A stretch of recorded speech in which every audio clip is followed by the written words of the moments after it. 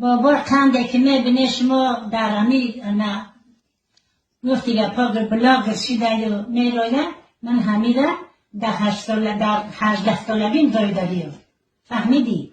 این گفتی گپا که بر روزی سیاه پیشتر مردم فرزن کته میکردن به خلا هزار کته میکردن فهمیدی؟ می ایده کته کردم میده مخنات کردم میده زن دادم خونه دار کردم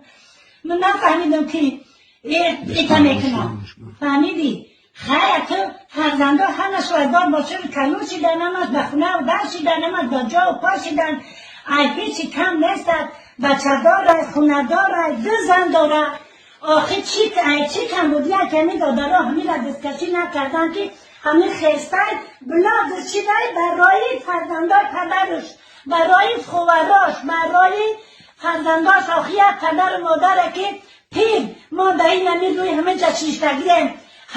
من همین پدر همین بابای قم پدر همین بچه یکم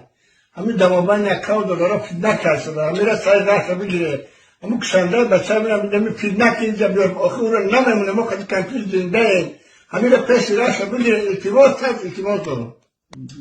حمید قربانالی کیه اوتا؟ حمید قربانالی اکای کیه؟ اکای اونم بهران کشنده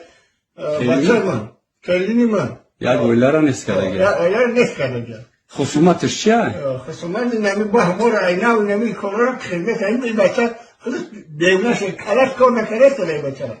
و همه دیسای راست میگه التماس کرد التماس